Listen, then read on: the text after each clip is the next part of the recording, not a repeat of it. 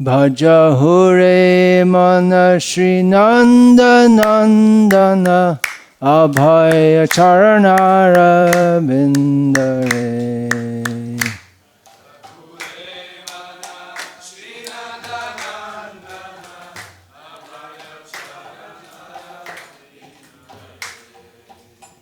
Vajahure mana Shri Nanda Nandana Abhaya Charanara Bindare.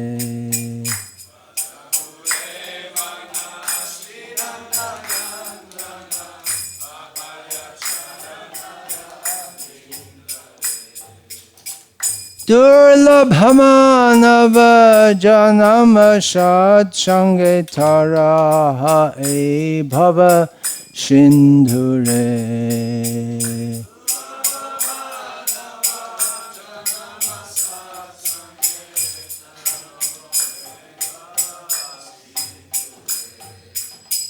Durlabhamanava janama shat sange taraha e bhava shindhure.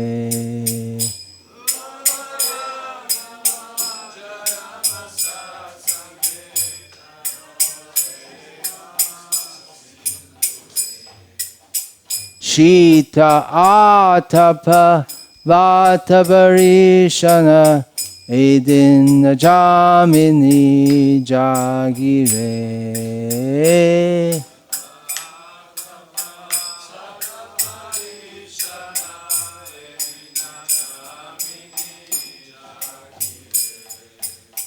Shita atapa bata barishana edin jamini jagire.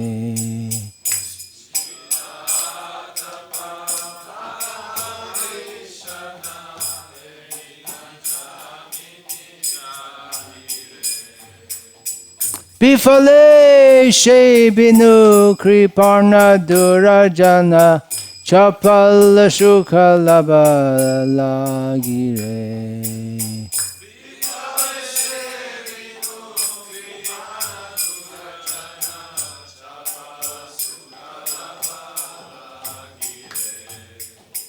Vifale she binu kriparna durajana Chapala shukha labha lagire.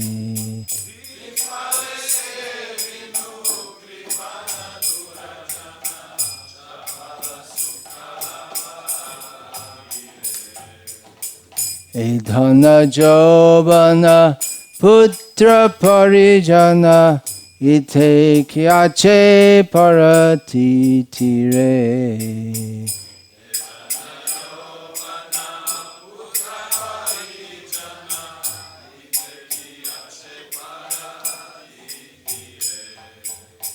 Edhana jovana putra parijana ite kyache paratitire.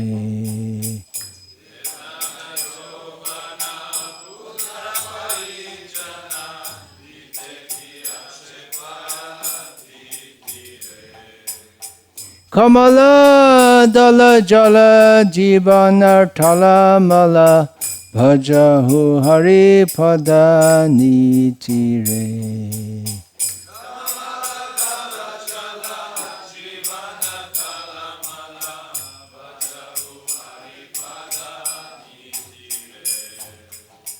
Kamala dala jala jivana thala mala bhajahu hari pada nitire.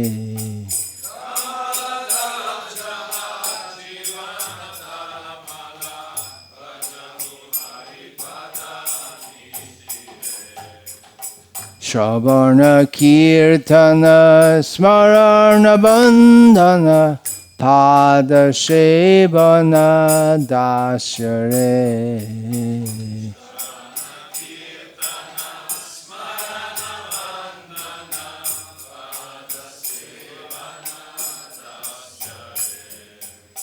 Shravarna kirtana smarana bandhana Padashevana dasyare.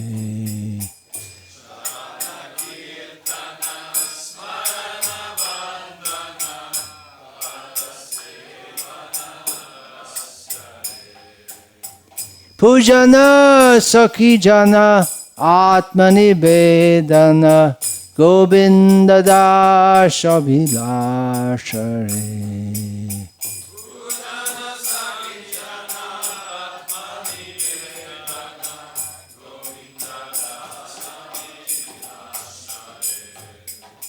Pujana Sakhijana Atmanivedana Govinda Das Abhilashare.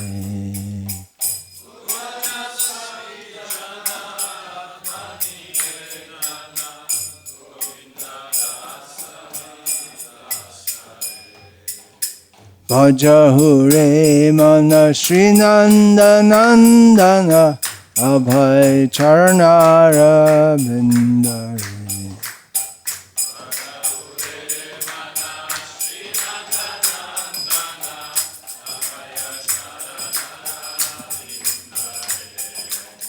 Vajahure mana Srinanda Nandana Abhay Charnara Bindare.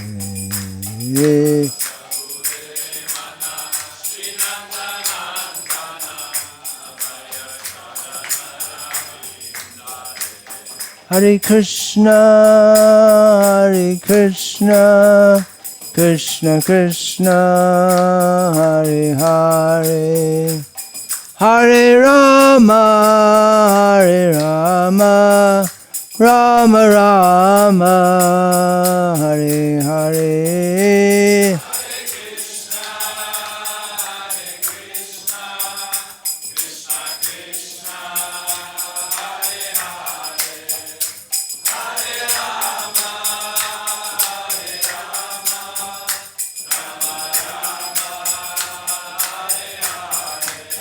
Hare Krishna, Hare Krishna, Krishna Krishna, Hare Hare, Hare Rama, Hare Rama, Rama Rama, Hare Hare.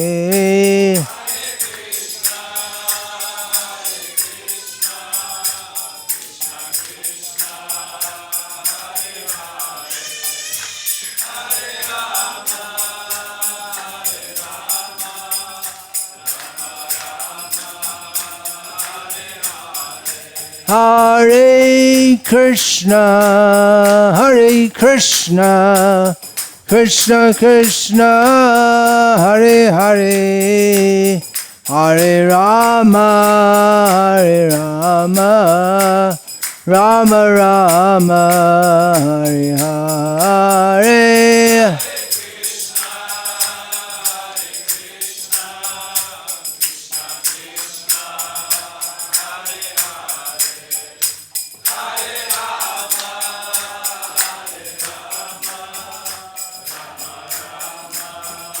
Hare Hare, Gaura Premanande, Hare Hare Bo. Please read the translation. Lalit, Prabhu, you'd like to read the translation? O samo veličaj Gospoda Krišno. Pesem Govinda Das Kaviraja. O samo veličaj sina Maharaje Nande Krišno. Saj te njegova lotosova stopala lahko osvobodijo vsega strahu. Zdaj, ko si dobil človeško telo, izkoristi to redko priložnost in s pomočjo družbe svetih oseb prečkaj ocean materialnega obstoja. Ne po dnevi, ne po noči ne najdem miru, saj zmeraj trpim vročino in mraz, veter in dež. Za drobec kratkotrajne sreče sem zaman služil skopuškim in sprijenim ljudem. Kdo lahko jamči, da nam bodo bogatstvo, mladost, sinovi in družinski člani zares prinesli srečo? Človeško življenje je nestanovitno, kakor kapljica vode na lotosovem listu. Zato vedno služi božanskim stopalom gospoda Harija in jih obožuj.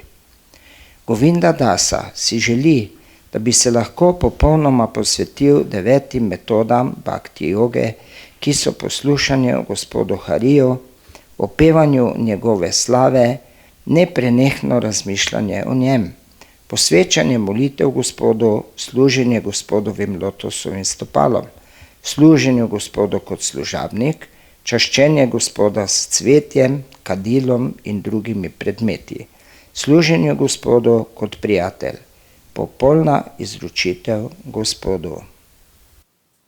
Hare Krishna, Krishna Krishna, Hare Hare, Hare Rama, Rama Rama, Hare Hare.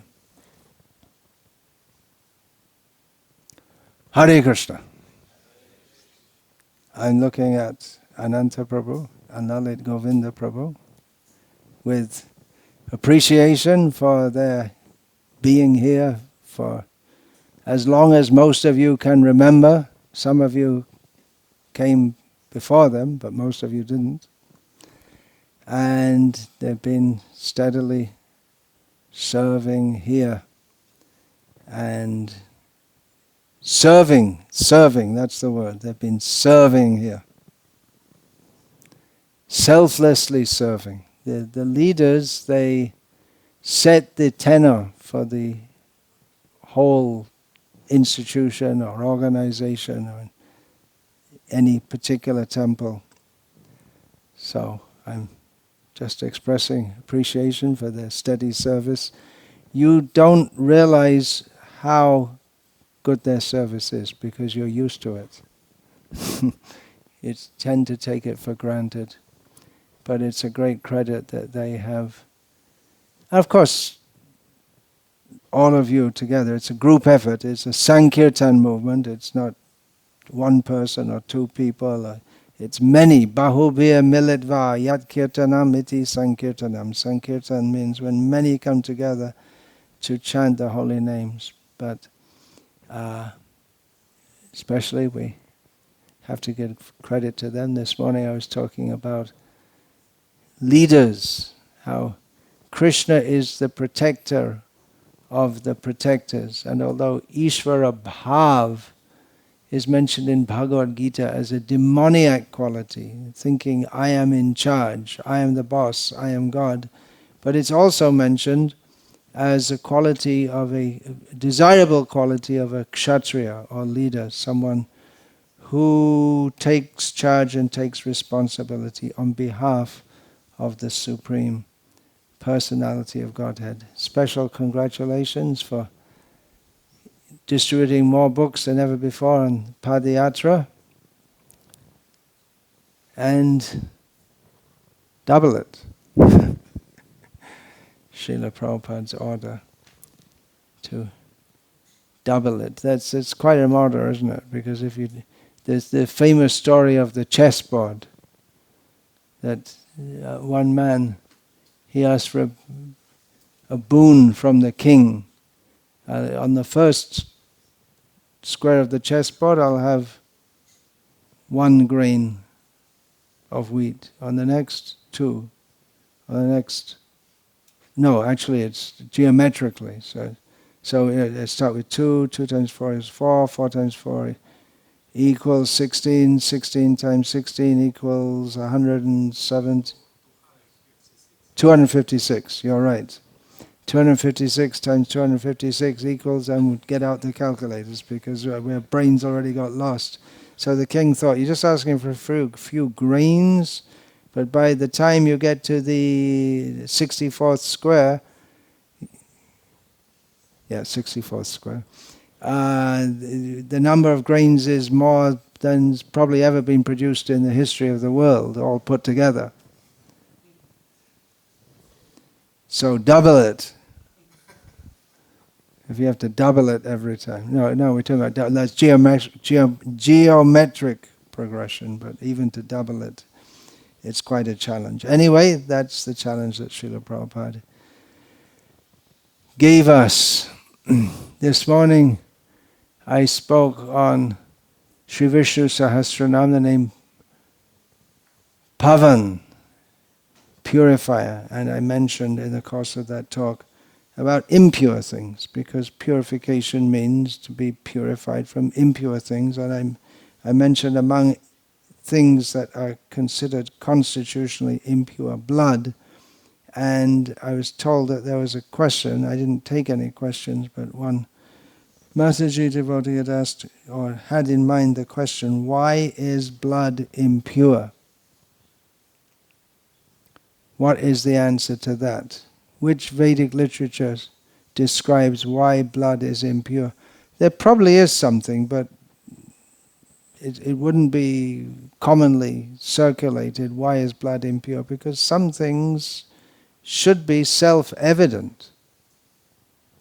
We don't offer Krishna blood. Blood is associated with pain. Blood, if we see a lot, if we're not used to it, seeing blood, then we may vomit. We become disgusted and so traumatized by seeing. If we see some body, we're not even used to we don't even know the person, but we see the body is so seriously injured, there's so much blood, we become very upset and we may vomit. I was recently in Russia and I was given a question, written question, because you don't answer questions like that in Russia, from a devotee who'd recently been in Ukraine and seen the bodies of so many people. She didn't know them, but it just feels so traumatized by seeing so many bodies mangled with blood everywhere and the brains spattered here and there. It's not pleasant, it's unpleasant. Of course, we find in Krishna book also descriptions of battles, and there were rivers of blood flowing in the battles, and those who had the spirit of Kshatriyas, they felt enlivened by all of this, but other people felt disgusted. So for Kshatriyas in a certain situation, blood is something desirable. Kshatriya shouldn't come back from a battle without having some wound, because if he doesn't come back with a wound, that means either he was avoiding the fighting, or the people he defeated them so easily he shouldn't have fought with them because they were too inferior an opponent. You should fight among equals. So he should get some wound before he comes back. But generally the blood that's associated with the mode of ignorance, and we find people in the mode of ignorance, they take pleasure in things like this, horror movies, and there are movies, they didn't used to allow it, but then they started to, in the name of art, they allowed highly violent scenes in movies and just vulgar sexual scenes in movies in the name of art. Otherwise, any person who has a little culture can understand this is not proper. These are not things that we want to see. Taking pleasure in this is in the mode of ignorance. To take pleasure in seeing blood and suffering and gross sexual scenes. This is, of course, sex is very much a part of life in the world, but that's not supposed to be something public.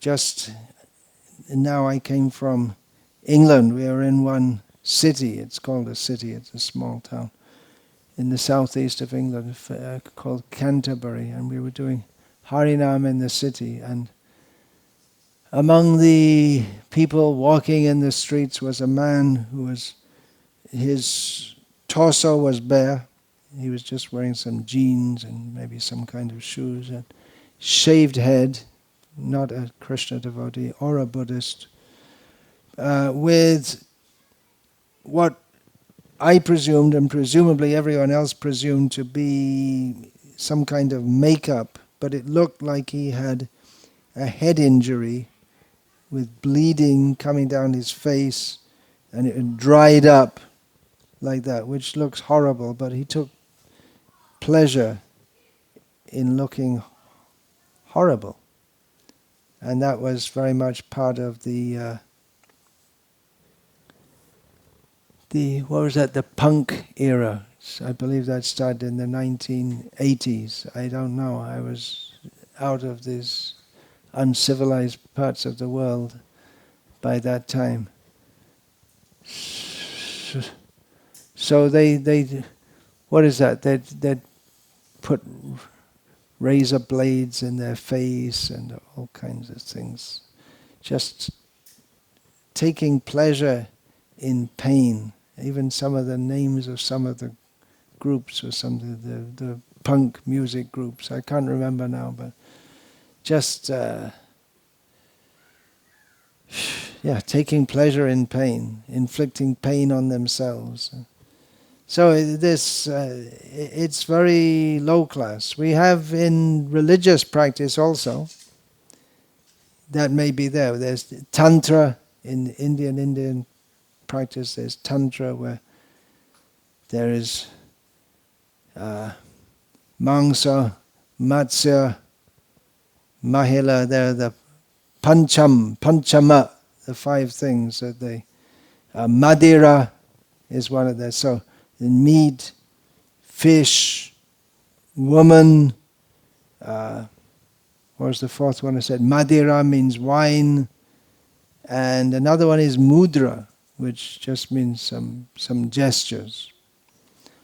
So these are all things which are to be rejected by people on the path of purity, but they're accepted on the path of left-wing tantra, that people deliberately do things which are disgusting. Having sex with corpses. Not very relishable idea, is it?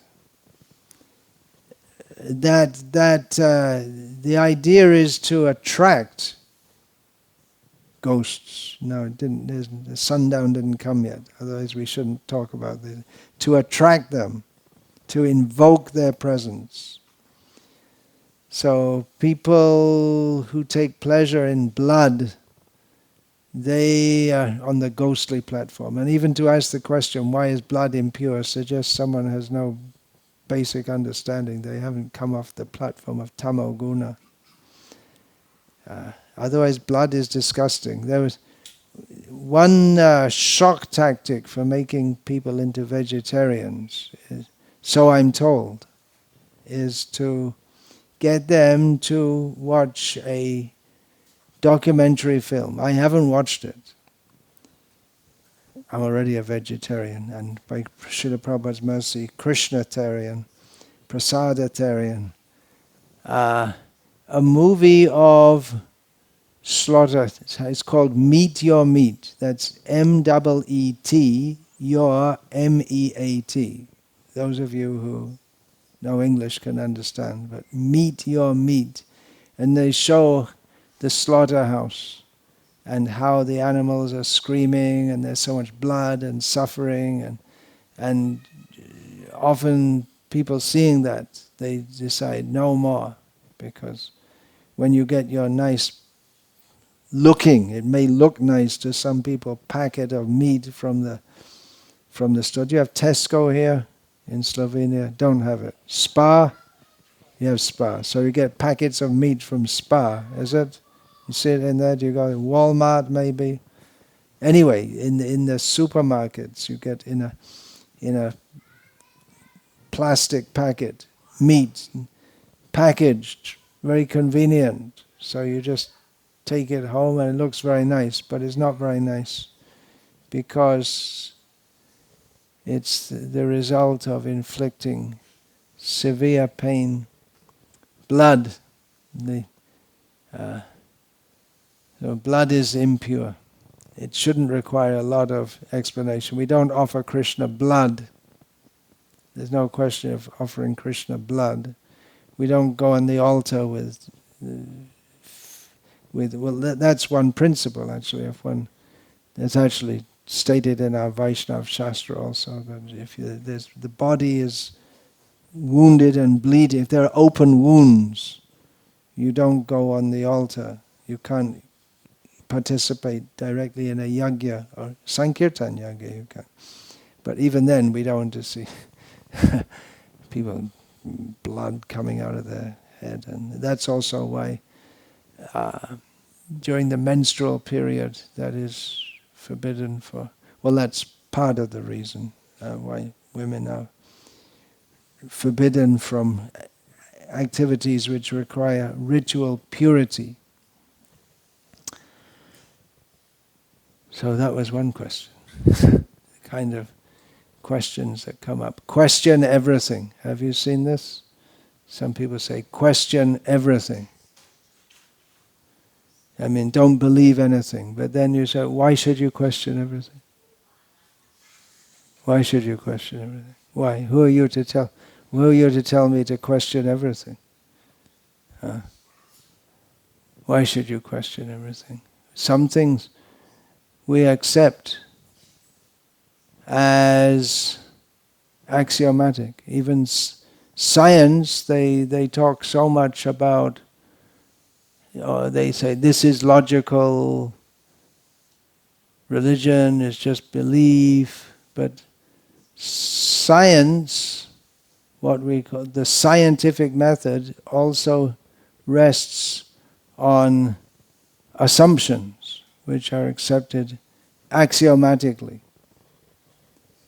For instance, that we exist, there is such a thing as existence. It's non-provable by scientific method or any other method that we exist. We can only presume it. But it's accepted as an axiom. You say, well, it's obvious. Well, that's not science. Science means it should be proved.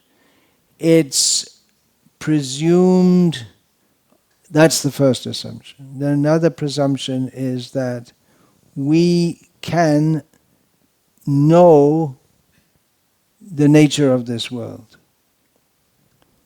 That this world is not, as Descartes in his bottom-up philosophical system started with the premise that I exist, and there might be a possibility that it's all just a complete illusion, but we just presume it's not a complete illusion. That's the Matrix thing, right? Red button, blue button. I don't know if you ever watched the film The Matrix. I didn't. It seems that many devotees in the Western world did watch it, but the basic thing is if you press the red button, you get red pill, is it? Oh, okay, red pill. Yeah. If you take the red pill, then you can see things as they actually are. Is that right? And if you take the blue pill, then you're in Maya. And you just pretend that, or you perceive this world as being true and real. So that's a presumption in the scientific method that this world is real and it can be understood. Of course, science has been a major roadblock for over 100 years since quantum theory came up, and still doesn't seem to make any sense, although it's useful in their scientific studies. But you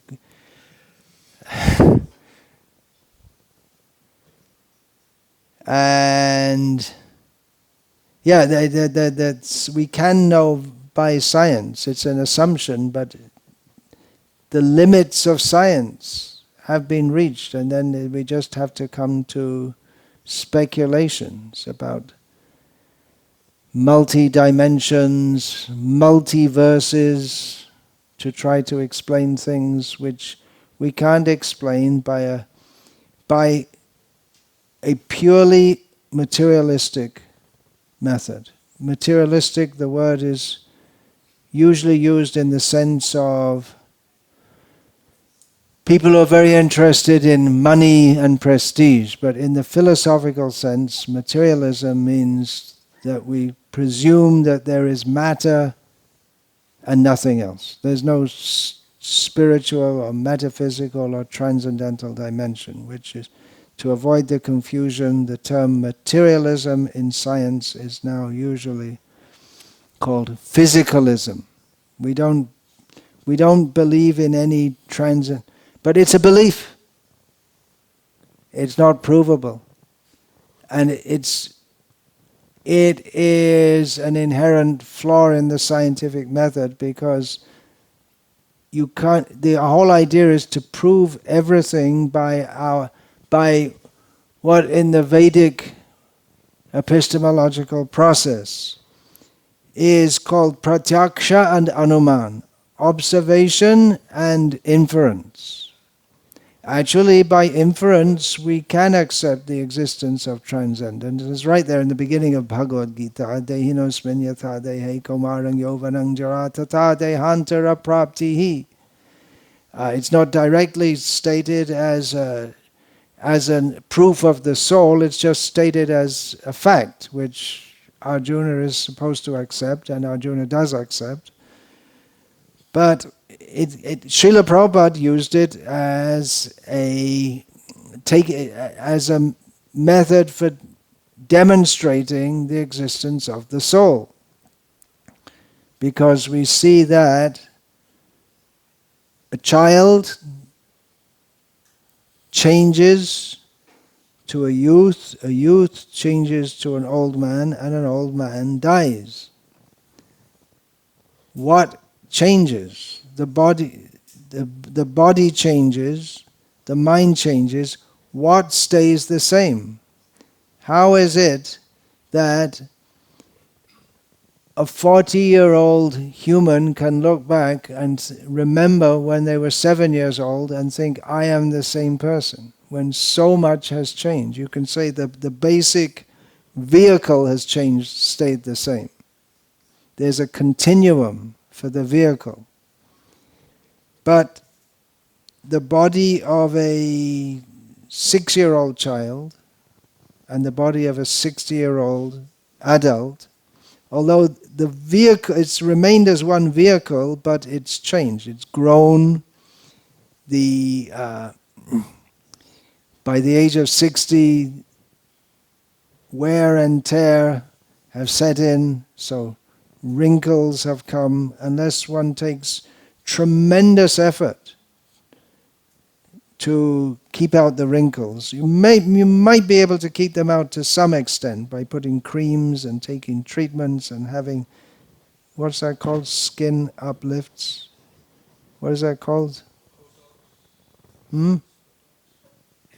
Whatever it's called. Anyway, you get it all lifted up and tightened up because the skin comes loose, and then in a few weeks it all drops down again. What's it called? Facelift, yeah. Is that the right term? So the body changes, and actually the body changes at every moment. What is it that stays the same, that I can identify with what I call myself 50 years ago? I remember when I was 50 years ago, I was completely in Maya. Now I'm not completely in Maya. At least I know what Maya is and what I should and shouldn't be doing. And by the grace of Srila Prabhupada, I'm chanting Hare Krishna. But 50 years ago, I was schoolboy. I remember. I am the same person, but the body is not the same. The mind is not the same. What is it that stays the same? By inference, we can understand it's the soul. But scientific bias, materialistic science, rules out anything that is transcendental. I read in one of the Bhaktivedanta Institute papers or essays, this was many years ago, I believe it was an essay written by Dr. Thudam Damodar T.D. Singh. In other words, His Holiness Bhakti Swarup Damodar Maharaj, that there was a world conference on the origins of the universe. And the first statement in the conference was, we're not going to discuss any possible transcendental cause. That's not scientific, and it's not being admitted into this discussion at all. That's the first thing. Well, why? Why? The scientists, they should look at all possibilities, but they're biased. So they have their beliefs, or what axioms. They accept certain things, but they're as facts. Mathematical theory, that we can use mathematics to... That's a strong belief in science, that we can use mathematics to describe everything. Ultimately, everything can be described by mathematics, but it's not tangible. 2 + 2 = 4. What does that mean? It's one of the first things you learn in school, right? 2 + 2 = 4. There's no such thing as a 2. It's a concept. We use it so often and we just take it for granted, but it's a concept. That's applicable in many fields. 2 oranges + 2 oranges = 4 oranges, but there's no such thing as a 2. It's a concept within the mind. If we think in terms of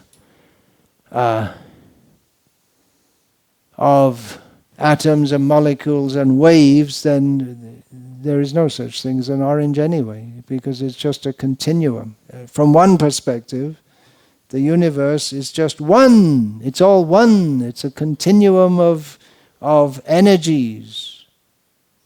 And we perceive, and certain energies coalesce in certain areas that we call an orange. But it's just how we perceive it. Otherwise, it's just a continuum of energy. So there are actually so many philosophical questions that should arise, even if we're to undertake science. We can't even begin to undertake... We shouldn't actually begin to undertake science without understanding the philosophy that's behind it. But if we try to get into the philosophy, we won't go anywhere. It's not practical. And then we wouldn't have electric lights, because we'd all be worrying about what is science anyway? Who are we? What is... But that is the real question that should be asked. Atato Brahma Jignasa. Not how this world runs on. Anyway, it's running on. Even if we don't have electric lights, the world will run on. Believe it or not. It's very hard for people to accept. People who are raised with electric lights think that it's the prospect of living without electric lights is something horrible. I first came to India in 1976. In most of the country, there was no electric power supply. Most people had never seen an electric light. Can you imagine that? Most people had never seen light, which means no TV, no internet. There wasn't anywhere in the world. But even in the cities where there was electric power connections, a lot of the time there wasn't. The connection was there, but the current wasn't. And even if the current was there, it was too low you might be able to get the fan moving slowly. You'd have to push it first to get it going, physically push it. But nowadays we see Indians, they're so much used, because another generation, they've grown up with electricity, so they come to our farm and they say, oh, very nice, very nice. Like to spend the night? No electricity? No. There's something important to do elsewhere. They can't imagine living without it. So, what was the point I was making? That we can't imagine to live without electricity. I lost my thread. Huh? Science and we wouldn't have all these things if we stopped to worry about philosophy. Scientists are mostly not philosophers. They're interested with the practical nitty-gritty. That's all of this world. Well, that's also one kind of philosophy that was codified in modern times in the pragmatic school, American pragmatism. It came out of America, which is more or less, what the hell, let's get on with life. What do you need all this anti-philosophy in the name of philosophy? Let's just do the needful, the pragmatism, whatever works. Let's go along with it. That was also quoted in one of the reviews for Srila Prabhupada's Bhagavad Gita as it is. When it was first published, there was well-known people who were asked to write reviews. So one of them, I can't remember who it was, he wrote a review that if the truth is what works, as James and the pragmatists would insist, then it seems that the Hare Krishna devotees have got a good dose of it. I'm just paraphrasing here because they're very happy people. So if they're making the point that, well, if the aim of life is to be happy, and the Hare Krishna people are happy, it works according to, it's pragmatic. And Srila Prabhupada would often quote that also. And people would be surprised to see how happy. This is the Raja Vidya Raja Guhyam Pavitram. That I was speaking on Pavitra this morning. Pavitram idam uttamam pratyakshavagamam dharmyam susukam kartamavyayam. This is the king of knowledge, the king of all mysticism. Here Srila Prabhupada translates Guhya as mysticism. It is the purest of all that is pure. It is practically experienced in the happiness that we experience happiness in practicing it. So this is a very high, actually what we're doing in Krishna consciousness is very high level, highest level of spiritual understanding. But that spiritual understanding begins atato brahma jignasa. Now we have achieved the human form of life.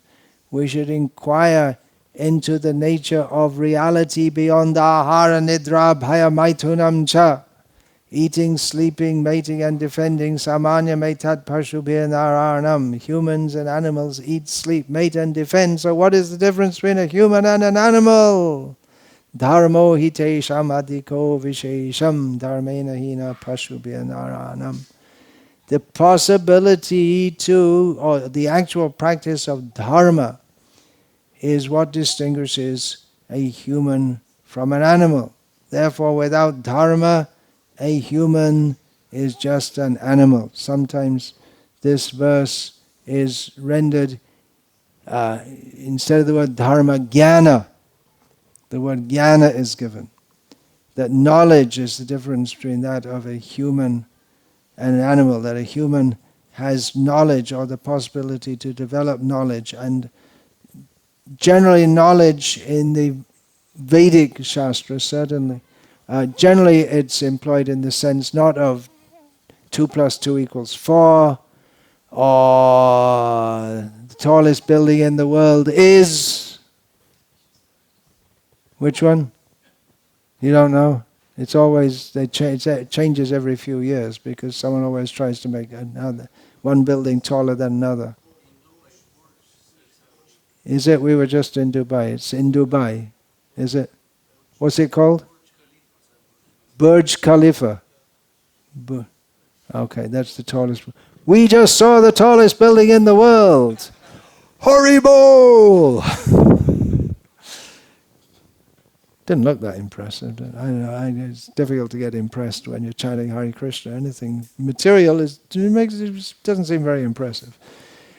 Anyway, it's not knowledge like that. And knowledge means knowledge of reality at the deepest level.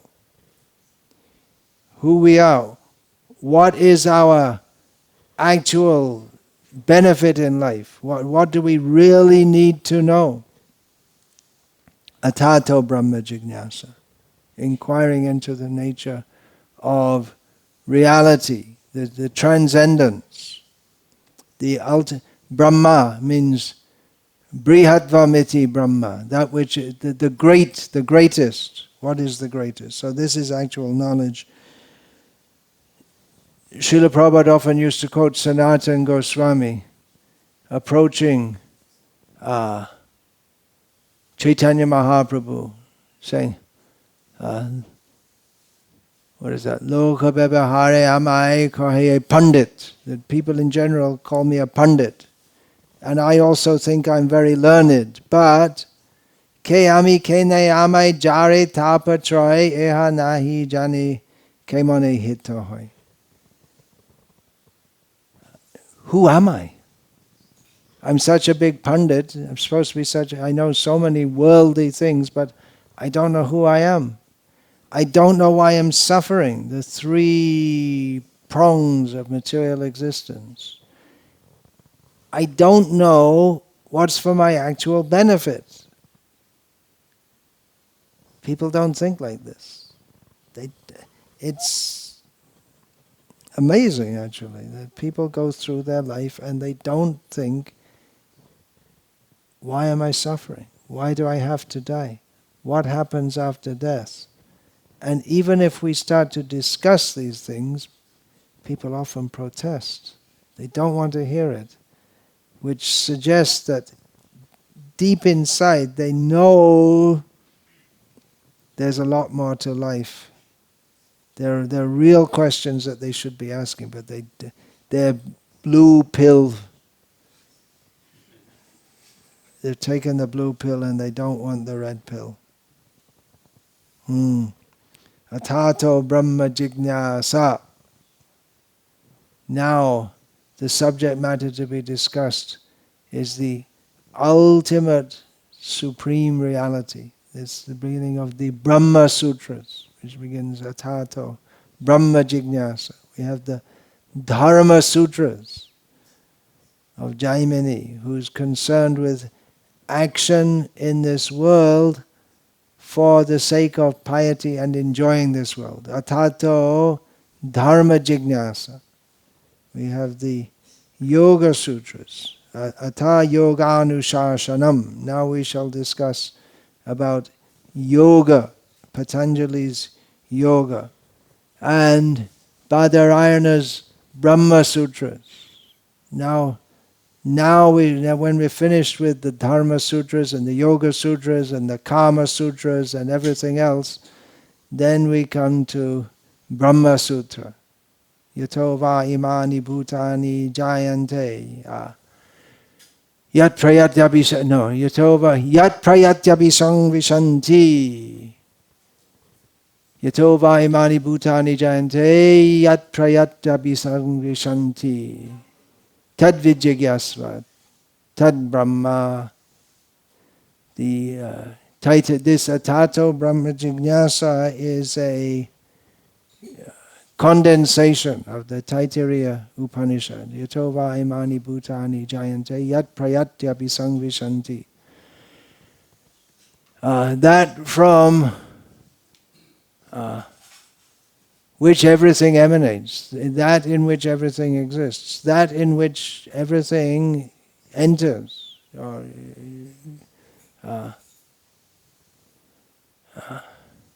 That is Brahma. That is the proper object of investigation or discussion. That is the topic of Brahma Sutras. And what is that subject in brief? That is stated in the next sutra. It's giving us knowledge. This is knowledge.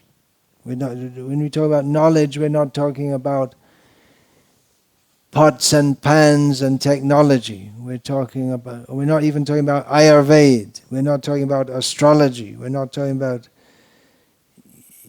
physical yoga or even Kundalini yoga. We're talking about ultimate reality. So what is that? It gives us knowledge. Atato Brahma Jignasa, the subject matter of inquiry is Brahma, then definition of Brahma, Janmadhyasya Yataha. Yeah, these first two sutras, they're summarized. They're summarizing the statement of Taittiriya Upanishad, and all commentators on the Brahma Sutras accept that. So that is the subject of Srimad Bhagavatam. Janmadhyasya Yataha. The Supreme Absolute Truth is that from which everything emanates, that in which everything, yena jatani jivanti, that in which everything exists. Yat prayatya pisang vishanti, that into which everything enters. That is the subject of Brahma, that is the subject of Srimad Bhagavatam, and describes in detail, clarifies beyond any shadow of a doubt, if there is any doubt, that the Supreme Absolute Truth is the Supreme Absolute Person, who is to be surrendered to. We enter into Srimad Bhagavatam after going through Bhagavad Gita, which concludes Sarvadhaman Parityaja Mam Ekam Sharanang Raja. Yoga is discussed in Bhagavad Gita. Dharma is discussed. But ultimately one has to fully surrender to Krishna. Then one can come to Srimad Bhagavatam. This is the proper subject of inquiry. And who might come to that point? Bahunam janmanamante jnanavang mang prapadyate vasudeva sarvamiti samahatma sudurlabhaha. Who can come to this point? Someone who's trying to find out what is the ultimate truth. In one sense, we can congratulate the scientists. They're trying to find out what is reality. They're very busy they're not content simply to eat, sleep, mate and defend. They're interested in jnana. At one level, they're trying to understand what is the nature of reality. But because for some reason or other, well, it's historical, it's connected with the Enlightenment, and the Enlightenment means waking up from Christian dogma. That's basically what it means. So, because historical reasons, that religion and reason were opposed. So that's maybe one reason why science, as we know it today, or scientism is almost dogmatically,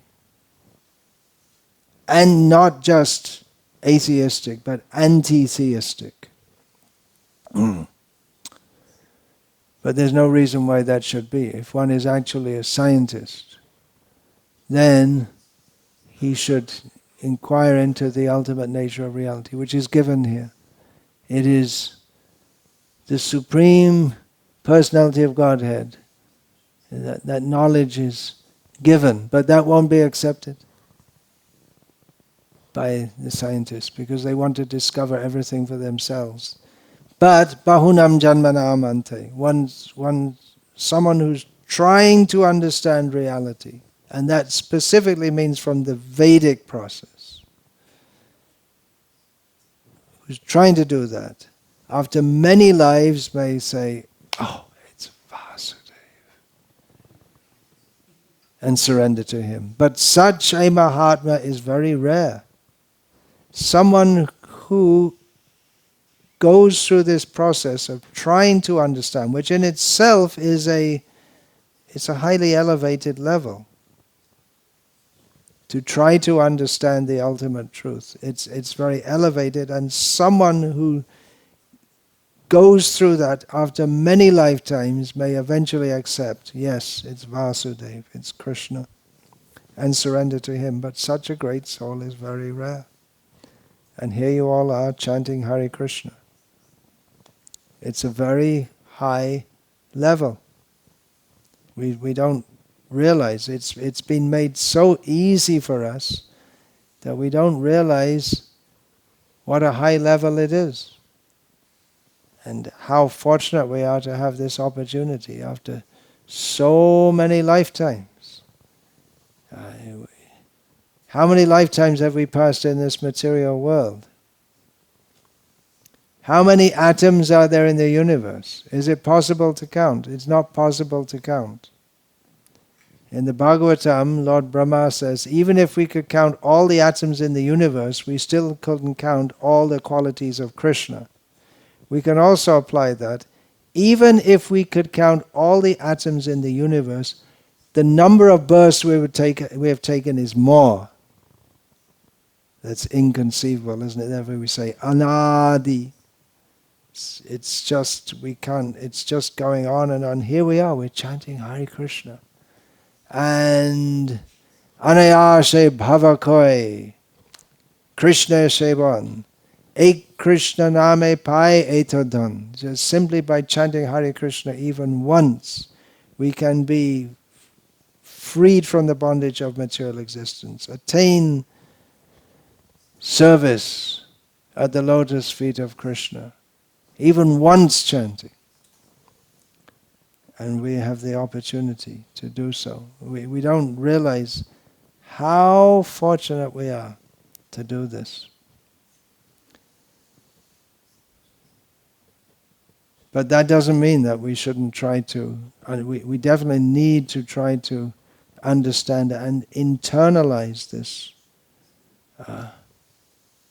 Make it one with our heart. Guru Mukha Padmavakya Chitete Koriya Aikya Arna Koriya Manayasha. We make the Guru's words one with our heart. Why is that? Why should we do that? Because Guru Mukha, what does the Guru speak? Who's the Ajahn? We begin the song, Shri Guru Charana Padma Kevala Bhakti Satma. The Guru is one who is the abode of pure devotional service. His speaking brings us to the platform of pure devotion. It's so precious that we need to make it one with our heart. Anakariha manayasha, and not desire anything else. Otherwise, we may theoretically be in Krishna consciousness, but and whatever we do in Krishna consciousness is to our great benefit, but it's the one foot in one boat, one foot in another boat. Have you seen the rowing boats on the river? They're a little difficult to control, especially if the river is flowing quite strongly. And if the boats are not tied, even if they are tied, they can go apart as far as the rope. If the rope is 2 meters long, then the boats can go at least 2 meters away from each other, and your legs aren't 2 meters wide. So you have to choose one boat or the other, or you fall in. So that's the danger. We have to be on the boat that takes us back to Godhead. The human body is like a good boat. That example is given. Hridayamadyam sulabang sudurlabam plavan sukalpo guru karnadaram mayanukulena nabasvateritam puman bhavabdim nataret sa'atmaha. This verse is spoken by Lord Krishna, who says that the human body human form of life, is like a suitable boat for crossing the ocean of material existence. All right, we got a good boat. You have a good boat, suitable, but if you have a boat, you also need a captain and a crew. So in this verse is mentioned the captain, who knows how to guide the boat. So that is the guru. And it's implied also that there's a whole crew, the sadhus. So it's guru, sadhu, and then shastra. Krishna compares his instructions, which he gives in the Vedic literature, to that's just like the favorable winds which help to cross the ocean. So having all these facilities, if one fails to cross the ocean of material existence, such a person is killing themselves. Hari Hari Bifale Janama Goainu Manusha Janama Paya Radha Krishna Nabhajya Janiya Shuniya Bisha Kainu. Narottam Das, who in his life he showed no symptoms whatsoever of neglecting Krishna consciousness. So it's hard to understand why he sings like this. He sings like that out of dainya, the natural humility of a Vaishnava who feels himself very fallen, even if he isn't. So he sings, calling out to Hari. Oh, I wasted my life. Hari, uselessly. I got a human life. But I didn't worship Radha and Krishna. Knowingly, I'm drinking poison. Kende bale Amitava Das. This is, we should call out, crying, I'm your servant. But instead, we may be thinking, what variety of ice cream shall I buy today? It may be. Lalit Govinda is not thinking like that.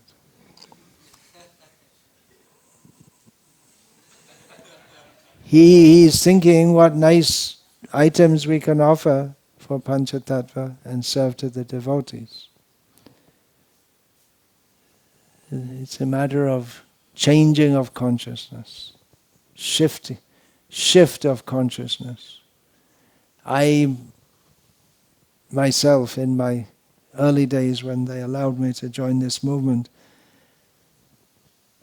I was very interested in prasadam, and that's probably true of many. I don't know how true it is nowadays, because it's all pizzas and cookies and the kind of stuff you can get here, there and anywhere.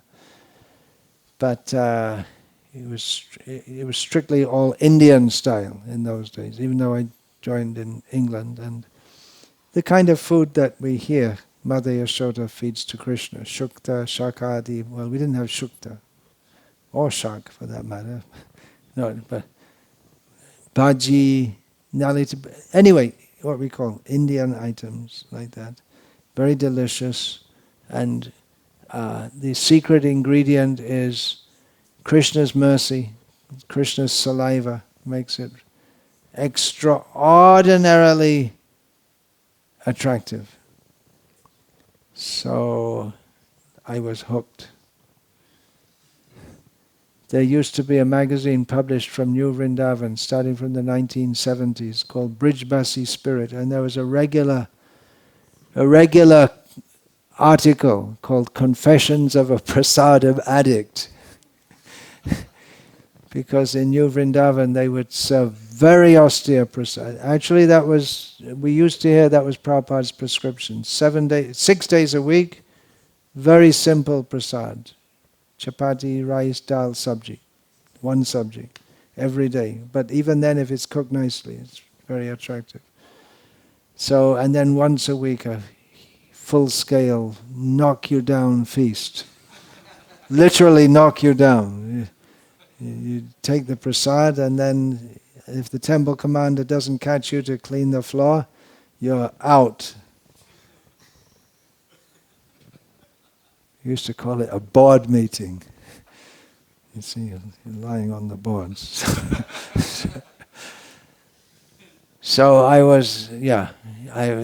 found myself thinking of prasada, what to do here? I'm supposed to be transcendental. I'm thinking about what's for prasada. It's not very... So then I thought, okay, I can cook, and then I can't think about how I can enjoy. I have to think how Krishna will enjoy. And I cook for serving to the devotees. I have to think how... And it worked. It works. Krishna consciousness works. Then you start thinking about... I thought more and more of nice preparations, what nice preparations can we make? But you can't think. You're not allowed to think. You can't allow yourself to think how I will enjoy it. You have to think how Krishna will enjoy it. And the enjoyment becomes such a superior enjoyment to think how Krishna will enjoy, how devotees will enjoy. So it's very practical and purifying process. We don't know what we did in previous lives.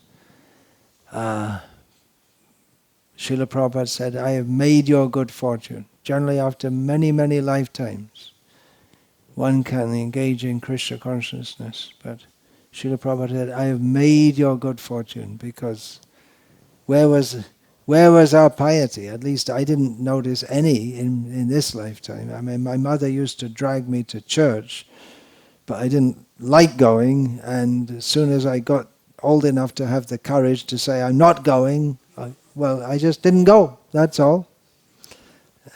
So I didn't notice any piety, but somehow or other, what can we say? It's called ahaituki kripa. There's no cause for it. It's just simply Prabhupada's mercy. That's all. So we're so fortunate. Many of you may be great yogis in your previous life, whatever. Even if we were great yogis, so what? Without Krishna consciousness, what's the use? We're so fortunate. So let's take that. We're saved from science. We're saved from being animals, living animalistic lives, useless lives. Bifale sevenu kripana durajada. I'm not saying this just because you're here. For you it's a very serious thing but it's just a fact. You see people just uselessly wasting their lives. Really, just what for? And that's their pleasure. It's summertime, people go on holidays. What do? They eat ice cream and go to the beach. The beach is completely packed with what Suhotra Swami used to call stool pakoras. Brown on the outside, brown and cooked on the outside, and inside stool. And blood. And so many other unpalatable things. How people are living their lives. It's... What for? What for?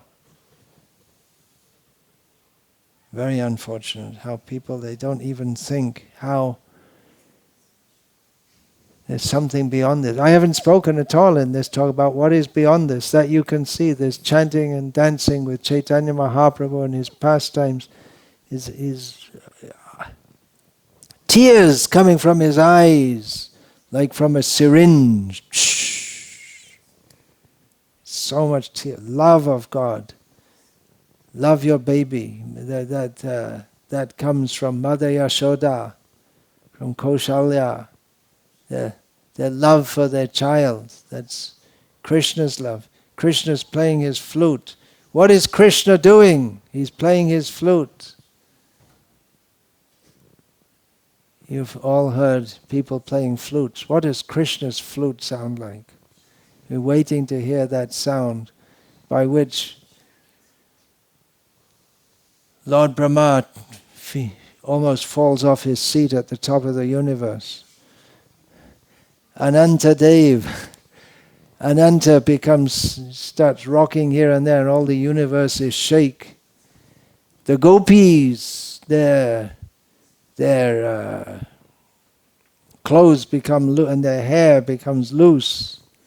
The Yamuna river becomes rocks, it becomes stunned in ecstasy and stops flowing.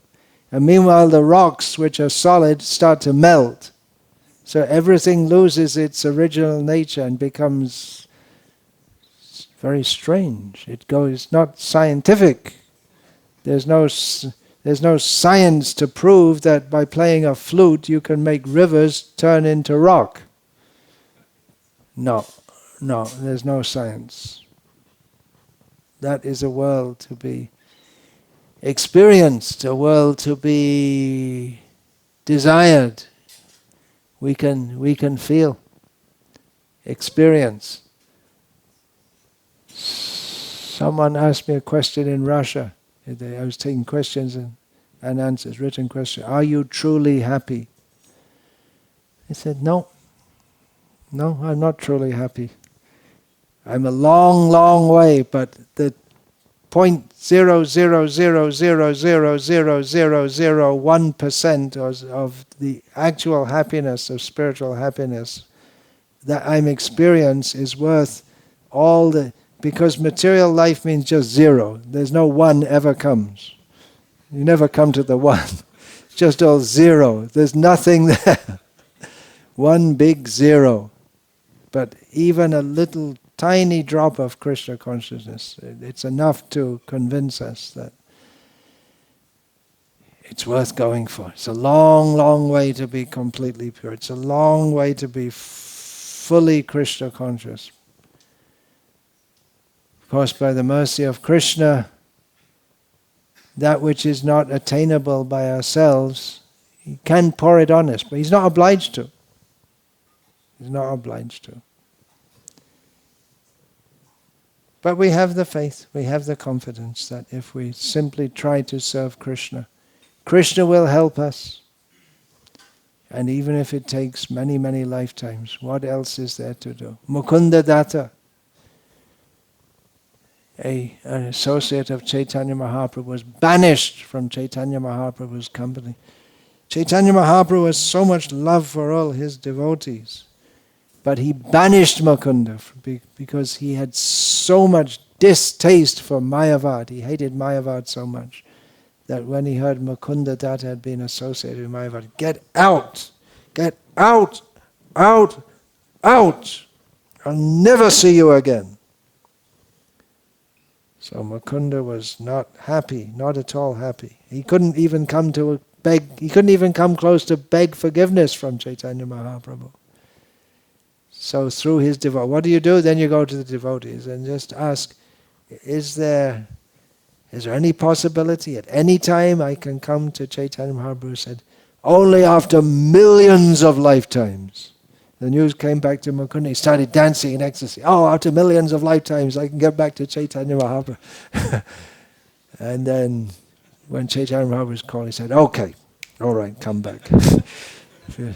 You're so desirous that you're willing to wait millions of lifetimes, come back. So it's His mercy.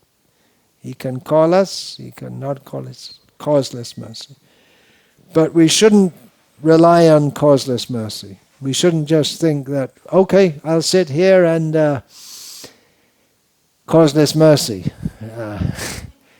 I'll just sit and wait for it to happen.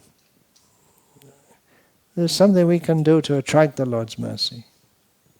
Chant His holy names. Hare Krishna, Krishna Krishna, Hare Hare. Hare Rama, Rama Rama, Hare Hare. And if we show that we're anxious for that mercy, then He may be more inclined to bestow it upon us. The duck that quacks the loudest gets the most bread. You know, feeding the ducks, you're not supposed to feed them bread. I saw a sign, don't feed the ducks bread. It's not good for their health. See, even the ducks have their nutritional advisors now.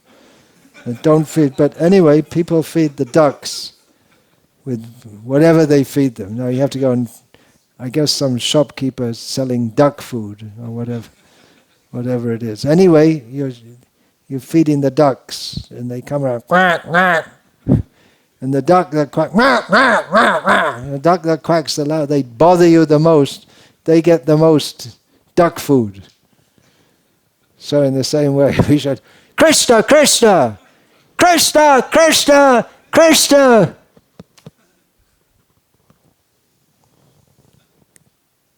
And we have to do what Krishna says, more likely to get his mercy. If we do what he says, if we don't do what he says, then we're not so likely to get the mercy. He gives us mercy in form of his instructions. We have to follow the instructions. Give the mercy in the form of the medicine. We have to take the medicine. Right? It's not just enough to get the medicine. You have to take the medicine. So Krishna gives the medicine. We have to take it. Enechi oshadhi maya nashi baro lagi harinama mahamantra lao tumi magi. Chaitanya Mahaprabhu has brought the medicine of the holy name, the cure for material life. We have to take it in a begging mood. It's not in a musical mood or a puffed up mood, begging mood. We have to take it. We have to follow the rules, and Krishna will help us. Not that we can guarantee. I followed all the rules. I followed all the rules. I chanted so many rounds. It's time to take me back to Godhead, and then we don't go. It's all entrance, by invitation only. There's a party going on in the spiritual world. It's called Rasa Lila, but by invitation only. Lord Shiva couldn't go. He wasn't allowed. Then he had to, little mercy he got. Then he was allowed. But he couldn't go. As long as he's thinking, I'm Parameshwara, he cannot enter. He has to become also a servant. So that's the essence. Be a servant, serve, and pray for the mercy. And don't get carried away by materialistic scientism, and don't waste too much time trying to work everything out, such as, why is blood pure? Just take it. Just like, bones of animals and humans are impure. Stool is impure, right? Well, the conch is the bone. That's the exoskeleton, I believe. Is that the correct term? Right? And so that's it. But we use that, we bring it in the deity room, and the cow dung is pure. It's even used for bathing the deity. So how can we understand that? You don't bother trying to understand it. You just accept. The Vedas, Vedic injunction is we don't have to research. Vedas says this is impure, this is an exception. So we just accept. That's all. If you want to do research, you can. You can find out the purifying properties of cow dung, but we don't bother. We just accept. That's all. Hare Krishna. All glories to Srila Prabhupada. Sri Pancha Tattva Ki Jai. All glories to all the servants of the Pancha Tattva.